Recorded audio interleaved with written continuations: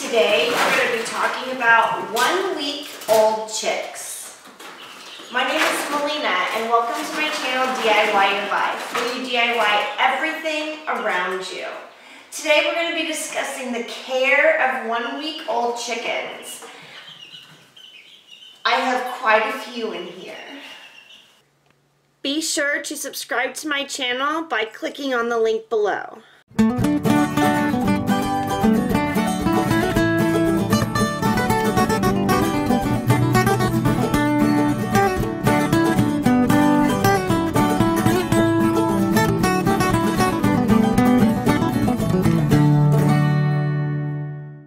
So I'm all about DIYing everything around me. And this little contraption I made here for my chickens is a perfect example.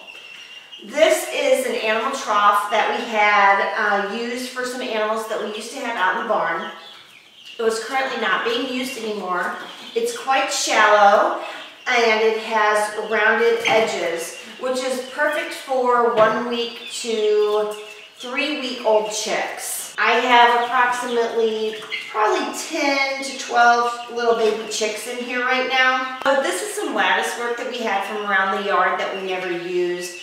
I had used some in the garden 1 year for my cucumbers, and this was just kind of some extra that we had stashed away in the barn. It was just happened to be the perfect, hey you guys, it just happened to be the perfect size to fit on the top of this trough. Now, for 1 week old chicks, or chicks in general, you're going to want to have a heat lamp. And we're not trying to be fancy. I have an old chair that was in my garage, and I just clipped my lamp on here that I use for giving extra sun to my plants in the wintertime, my indoor plants. I usually have a grow light in this, but whenever we have chicks, I take my grow light out and then I use it for them. So we have a warmer bulb in here. A lot of people suggest using red because if one of your chicks gets injured or hurt, the other chicks will peck at them. And the red makes it so they can't really see the blood as much. I didn't have a red bulb this time, and whenever my daughter and I went and got these chicks, we forgot to pick up a bulb. So this is just a regular, I can feel the heat, it's very warm. This is just a regular warming light bulb. And for 1 week old chicks, you want to start at about 90 to 95 degrees. How you will know if you have it the right temperature is all of your chicks will kind of lay around in the light and they'll be too bunched up together. If they're really bunched up in a tight ball in front of the light, it's too cold. You need to move your light closer to them. If they're all the way on the sides of their enclosure, then it's too hot and you have to move it away. You want to decrease the temperature about 5 degrees every week. Right now it's about 40 to 50 degrees here October in Illinois. So I do have it about 95. Another good thing I want to mention about this trough that we're using is that it has rounded sides. And as I'm talking, my chickens are like, what are you doing, right? So they're all bunching up to one side or the other, but they're not going to hurt each other because the sides are round. In corners and enclosures that have sharp corners, you will get your chicks standing on top of each other and sometimes killing each other, smothering each other unintentionally because just of the type of enclosure that we chose to keep them in. So always try to pick something with rounded edges, which was another reason why this trough was so perfect for us. Your water. There's a few different ways that you can do water in a chicken coop with very young chicks. You can get a little Tupperware dish and put some rubber bands like crisscross around it, so that way, like a shallow Tupperware dish, and so that way the chicks don't fall in the water and drown. Or you can take one of those little Tupperware dishes, and I always keep some marbles on here, and you can fill the Tupperware, like the bottom of the dish, up with some marbles and then put water in it. And so no matter what, it's not going to be deep enough for your chicks to drown or hurt themselves.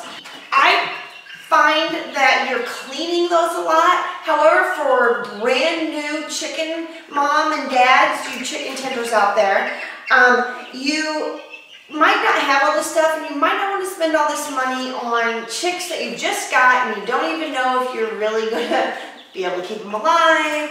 You know, they're going to be good with your family. Maybe you have small kids, so you're trying to DIY all this stuff. I get it. I was there. Totally get it. So the Tupperware dishes, though, they will get dirty a lot because it allows the chicks to stand on them and walk and poop. They poop like every 5 steps. I tease my kids all the time. So you're constantly 3 times a day minimum cleaning out that water dish and putting fresh water in there, because you always want to make sure your chicks have fresh water. However, what I do, and I'm going to try to open this without these chicks going crazy. Hey, you guys. Hey. And also, you want to talk to them. You want to, I talk to them like I talk to my 2-year-old nephew.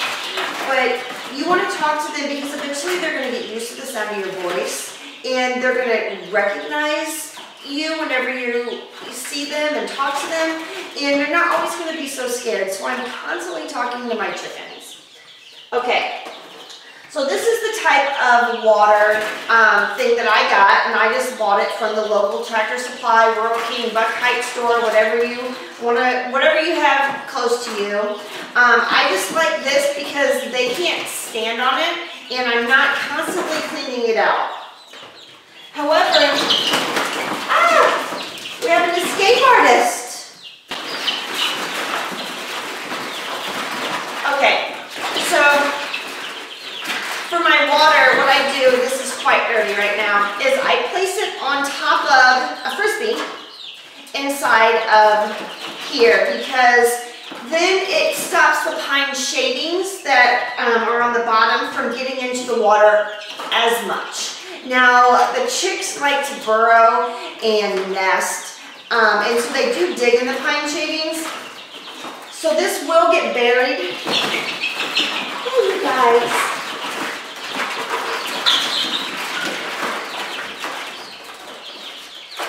So that will get buried, what I do is every morning when I come in here, I will take, I'll just pick everything up out of here, all the food dishes and the water dishes, and clean things off and then put them back in. And then it kind of resets it for the day, which they're pretty much empty out of that water dish container that I have within a day, maybe a day and a half, because of how many chicks that I have, even though they're only a week old. So, hey you guys, your food dish, you need to use something shallow for the chicks because they don't know, they're learning and they don't necessarily know where their food is, or they just know that they feel hungry and they're looking for something and they'll peck the ground and they'll eat the shavings and they'll get sick. So you need to have a shallow food dish for the babies at first. If you have a saucer underneath one of your plants, that's what I used when I first started. I would just take one of those terracotta saucers and I put some chick grit in there and I put a little bit of medicated chick food and I just had little piles of it in the saucer and I would stick it in there and that's what they would eat from. And it worked perfectly. I do suggest elevating that a little bit just because, again, with the pine shavings, and they do stretch it out, so you will have some waste with that. Another good thing to use is one of these. It's very low to the ground again. It does get pine shavings in it, or whatever you choose to use at the bottom, it will get in there. Straw, whatever you are using. Sand, something like this, or something flat that they can, a saucer, something that you can, they can easily reach and see. Now, whenever you first bring your babies home and you take them out of the box, you want to dip their beak into the water and into the food before you set them down, so that way they know where those things are. I normally start with the food and then I go to the water because it seems like they instantly want to drink. I've had these babies for a few days now, and they have graduated from my flat saucer dish food to a little bit of a bigger contraption. And I do that within a few days because of all the waste that they scratch out of the food. And I do not like waste. We're all about saving money here. You know, these chicks are going to produce eggs for our family and meat for our family eventually after that. And so I'm not trying to spend $200 on chicken. I'm just not. Watch out, you guys. Okay, so I have one of these. It still gets fine shavings. You can see this is first thing in the morning, and so I have not cleaned it out. This is after one evening. But what I do to eliminate the waste is I put one of these underneath. Now look at all the food that it caught from yesterday. And so now this is not in the bottom of here. When I go to clean it, all the pine shavings out and replace it with new pine shavings. This food is not going to be wasted. It's not going to be in there. I can pull that little bit of pine stuff out, and they can actually, I'll leave this in here and they will eat from that for a little bit of today and maybe until this afternoon whenever I come back, and then I'll put this in here clean and fill it up, you know, with food again for the day. So this, I highly recommend doing this. This was, again, at my local Tractor Supply, this was sold as a feed trough, like a dog bowl. Seriously, they were just right above all the dog foods and the pig foods and the goat food. And it was like $3. And I can't remember what this was. But this is the contraption I use for all of the ages of my baby chicks. And I know that it does cost, but it's really going to save you in the long run because you're not wasting any excess food from your chickens naturally wanting to stretch it out. So here's our enclosure. That's our setup for our 1-week-old chicks, and it will stay pretty much like this, the same setup for the next 3 weeks until they're a month old. See our rounded edges, our food dish, pine shavings, water, and frisbee. And I like to put each food and water dish at a different end, giving them a nice chance to have a big area to sleep in underneath the light. Ah, we have an escaper. She says no. I'll go back home. My question for you today is, so I buy this little contraption with the dog dish and the food bowl that goes in it. What do you use around your house that does the same thing for your baby chicks that eliminates waste? I would love to know your suggestions and your comments. Please leave them down below. Don't forget to subscribe to my channel, DIY Your Life. Share this video with all your chicken tender friends. And please give it a thumbs up. And I will see you in the next video. And here we are at DIY Your Life. We do everything from crafts to cleaning, organization, homesteading. We literally, my family and I, DIY everything around us.